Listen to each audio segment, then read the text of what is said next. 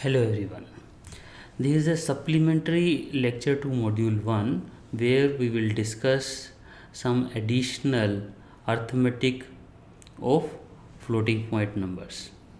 So in floating point numbers we have seen how to represent any decimal number into a floating point number, but we are still curious that how to do multiplication, how to do addition, subtraction in floating point numbers. So in the supplementary lecture we will discuss all these things. Please be clear that this supplementary lecture is an optional lecture. It's not part of our regular syllabus.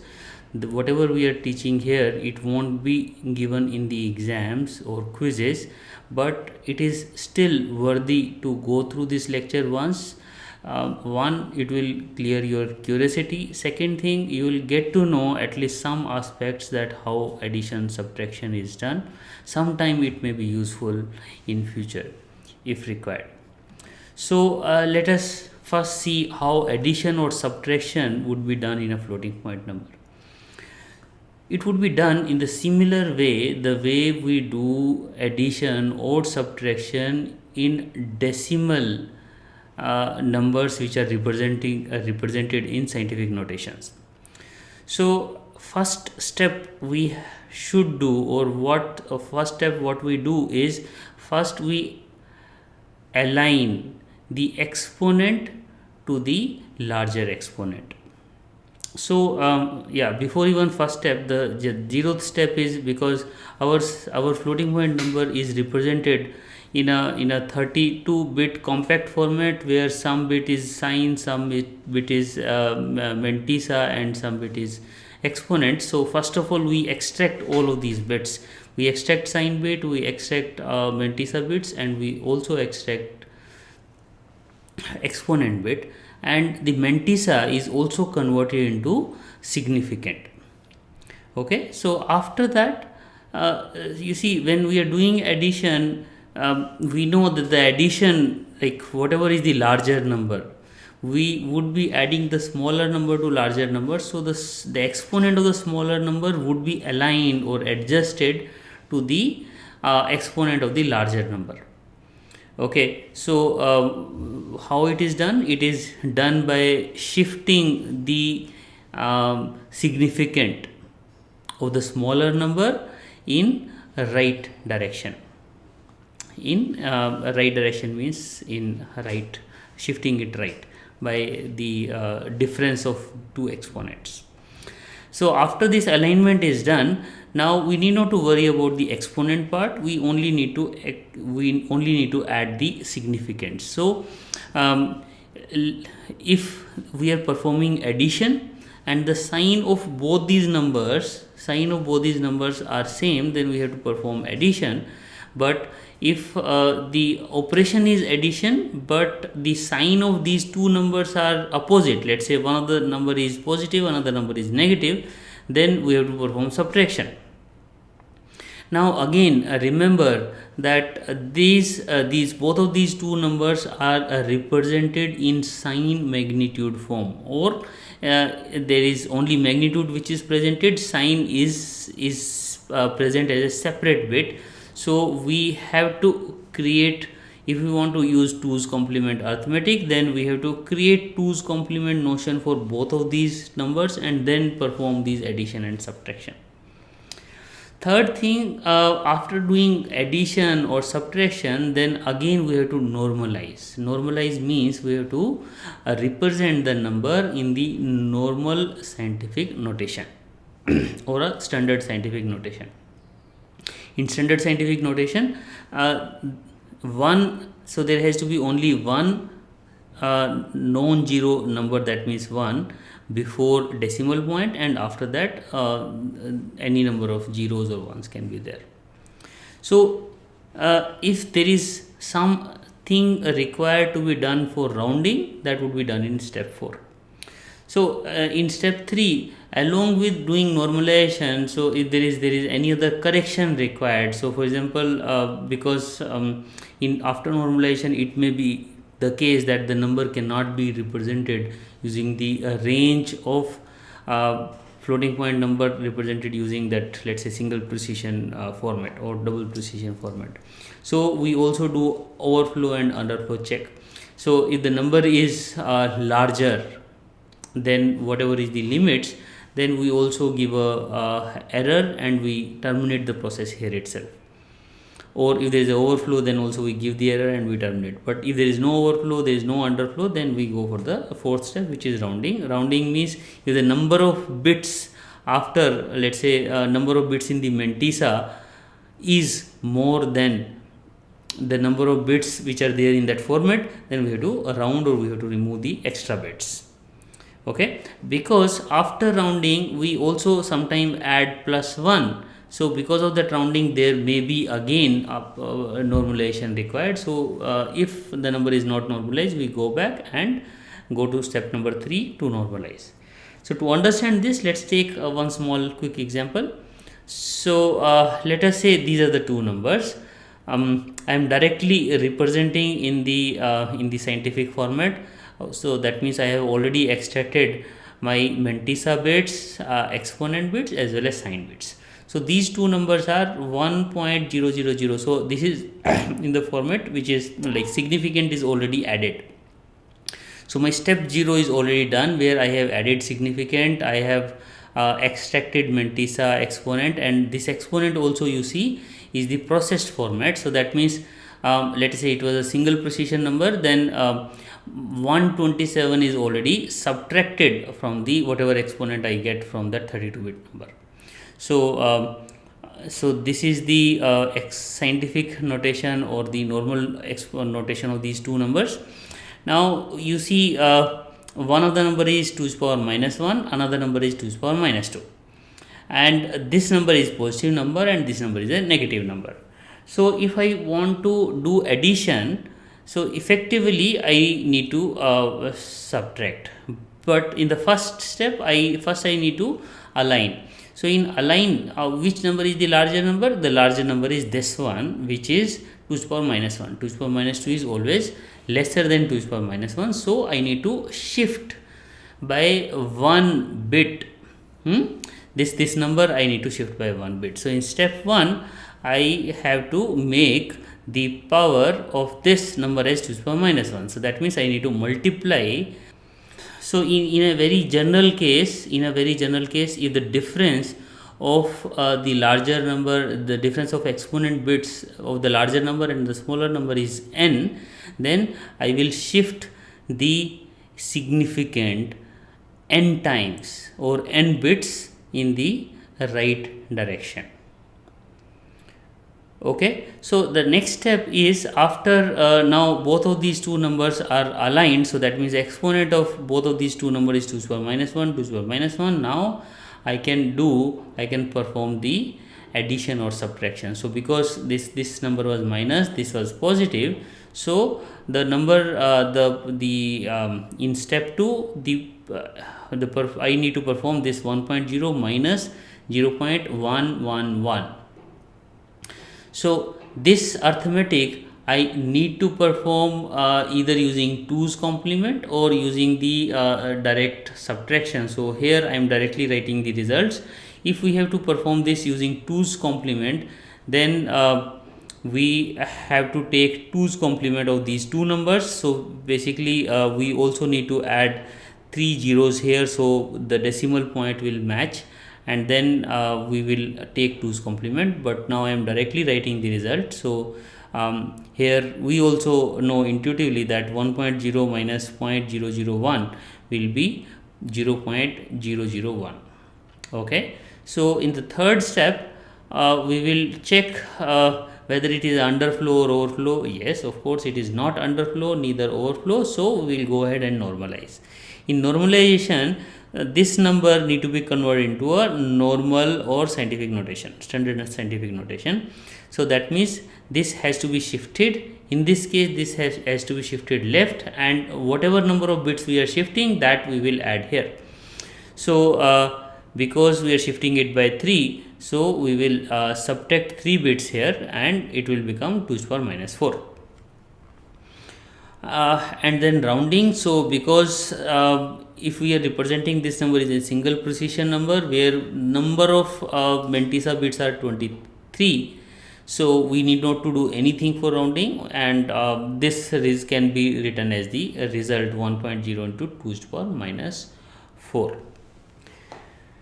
Okay, so this is how addition or subtraction need to be done.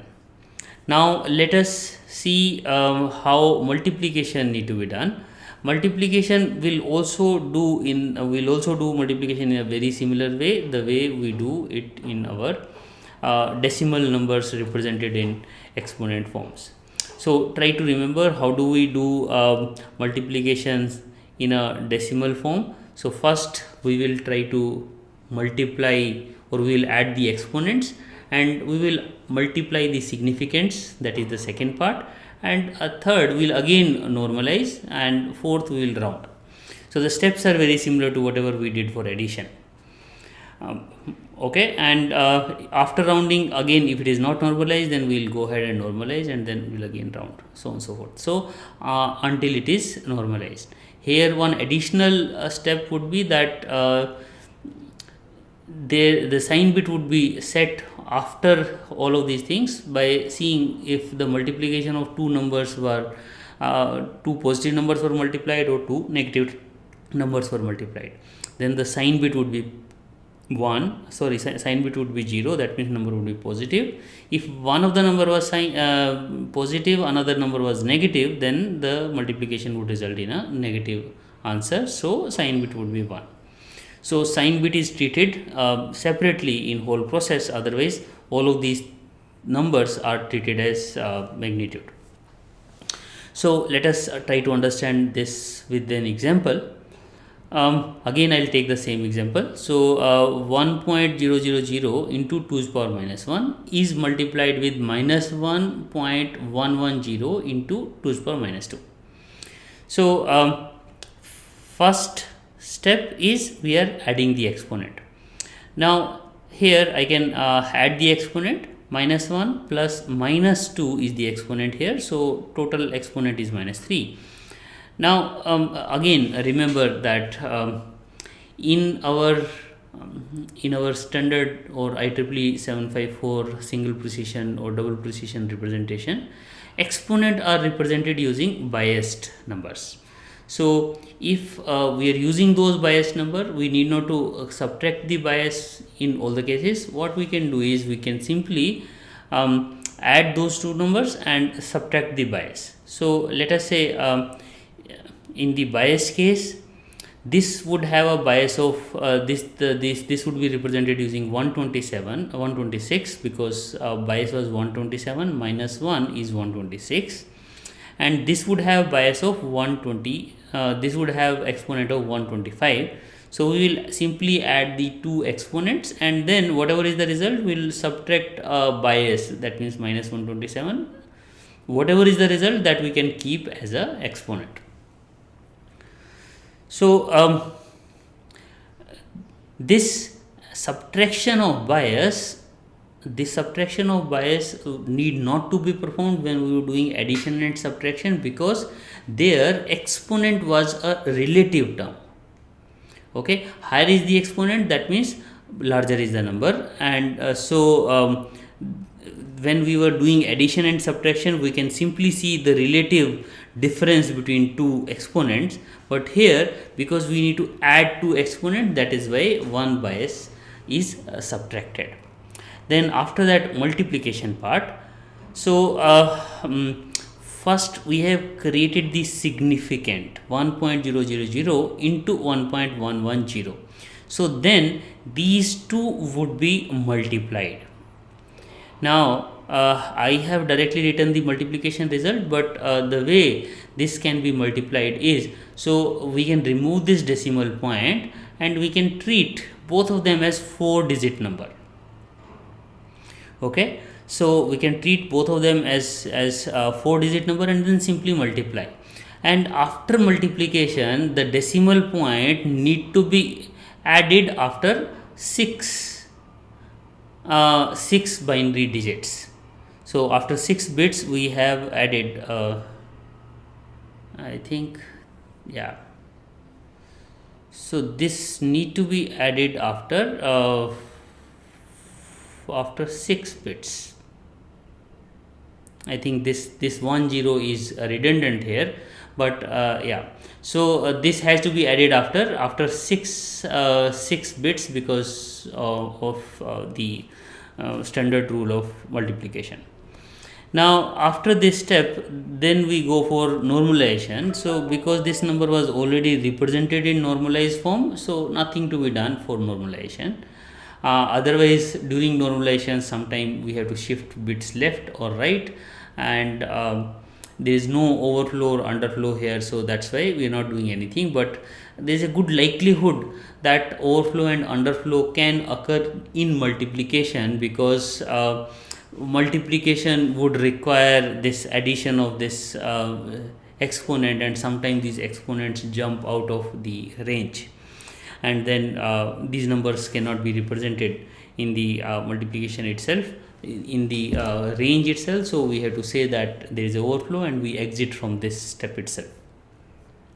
So after doing normalization, then we do rounding. Here rounding also need not to be performed, because the number of significant bits or number of mantissa bits are still less than the mantissa bits which are required or which are possible in single precision numbers. And here the sign is -1, because this number is negative, this number is positive, so we can represent the result. So this is a negative result. Yeah, this is also a small mistake here. So this is how multiplication and addition is done. Now let us see, if rounding need to be performed, then how do we do rounding? So IEEE 754 standard, it defines that there are 4 possibility of rounding. So one rounding is round towards 0. This is also called truncate. So truncate means that whatever number of bits after significant bits are there, we simply drop them. The second is round towards positive infinity. The third is round towards negative infinity, and fourth is round towards nearest even. So in all the rounding cases, we can divide our mantissa or divide our fractional part into 2 parts. One is what is significant or what need to be added in our representation. The rest of the bits could be represented as residue bits. Okay, so residue bits, based on the residue bit, sometime we need to add +1 to the least significant bit, or +1 to the least significant part of this mantissa. Okay, so let's quickly see that in case of we'll see that how and when we add this +1. So we can classify this into if the number is positive or a number is negative. In case of truncation, that means rounding towards 0. So the original number, the original number, whatever is the residue bits, because we are rounding towards 0, so the number we are generating after rounding should not be bigger, or should not be like it. So whatever, it can simply be called like we want to go towards 0. So that means if the number is positive, then also we leave the residue part. If it is negative, then also we leave the residue part. While in whenever round towards positive infinity, so that is another case. In round towards positive infinity, if the number is positive, then we will increment the significant. So which essentially means that whenever we want to round towards, whenever this mode is there, round towards infinity, that means the number has to be rounded towards infinity. Means if the number is negative, then whatever is the residue part we can leave, because that number would be closer to positive infinity. Okay, but in case of the number is positive, then we'll increment this significant by +1 so that the number is now closer towards infinity. Now the third mode is round towards negative infinity. In this round towards negative infinity, if the number is positive, and then we compare these two things, either the number, if we leave if we truncate the residue part, then it is closer to minus infinity. So that means we don't add 1. But if it is a negative number, then we add 1 to the whatever is the residue. If residue is more than 0, then we add +1 to the significand, so that now it is closer to minus infinity. And round to nearest is the most popular one which is being used. So this is a very standard method which we have used in our decimal points also. In decimal point, the way we do is that if the residue is more than 0.5, then we add +1. So how do we know here that a residue is more than 0.5? So that means in my residue bits, in binary, if residue bits first bit is 1, that means first bit is 1 and any other bit other than first bit of residue is 1, that means the number is more than 0.5. So if number is more than 0.5, we will always add 1 to the significand. But what if number is exactly 0.5? Then we will see that if my significand is odd, then I'll add 1, otherwise I won't add. So how to see that if significand is odd or even? Significant means lower MSB bit, so lower significance, least significant bit of my mantissa. If it is 1, then I will add 1, otherwise I will not. So let's try to understand this with an example. So let's say that the result need to be rounded to 2 bits. So let us say these are the input numbers. Now I am marking the residue bits in red. So if it is truncate, then I will always remove the residue bits, will not do any other. So whatever is the number given other than residue bits, that would be given as the answer. In case of positive infinity, now 1.01 and then 0.01 would be added. So that means in the least significant place I will add 1. Because I have added 1, it will become 1.10. And so here, round towards positive infinity, I am not caring what is the size of my residue. Even if residue is very small, then I am adding 1. So it's also very similar to ceiling function of my C. And truncate could also be seen as the floor function of my in C language. Round towards minus infinity. In minus infinity, because we can see from this table, or we can simply see that if I want to round towards minus infinity, because I want this number, the final number, to be closer to minus infinity, so that's why I will leave this residue, I will not do anything. In case of round to nearest, because this residue is lesser than 0.5, so it is discarded, nothing is added to my significand. So in this case, in the negative, this number minus 1.01001, rest of the results are same, but round towards plus infinity, I am not doing anything because the number is negative. But round towards minus infinity, I am adding 0.01, so that the final number is 1.10. Okay, so consider this case 1.01101. So truncate, we are leaving these bits, and round towards infinity, because there is a residue which is more than 0, I am adding 0.01. Round towards minus infinity, because the number is positive, so I am discarding it. In case of round to nearest, the 101 means the MSB of residue is 1, so that means the number is 0.5.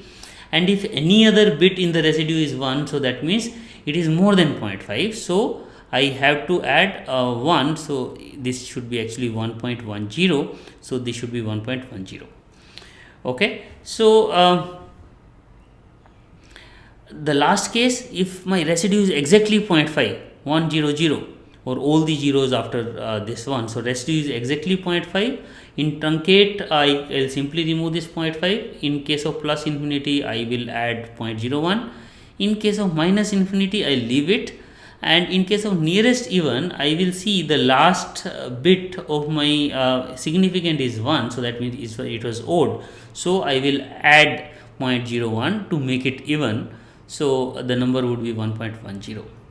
So one thing why we will add this, while we will make this number as even, so there is nothing technical about it, it is more like a historical way of doing things, and that is why we add 0.01. So this is how rounding is done, and rounding would be done because of multiple reasons. So whenever number of significant bits, so for example, whenever we are converting from double precision floating point number to single precision floating point number, we may have to do rounding. As a result of multiplication, sometimes we need to do rounding. So all these roundings are become important, because even these small significant bits are important whenever we are doing multiplication or division. So that's why what mode is there, it is important. The second thing is how to decide this mode. So mostly it is the hardware specific feature. Whenever it is implemented in hardware, we either it is configurable, we need to say that which particular rounding mode is being used. Most in a default or in a typical calculation, round to nearest is the most popular mode which is used in the floating point calculations. So with this I would like to close. Thank you very much.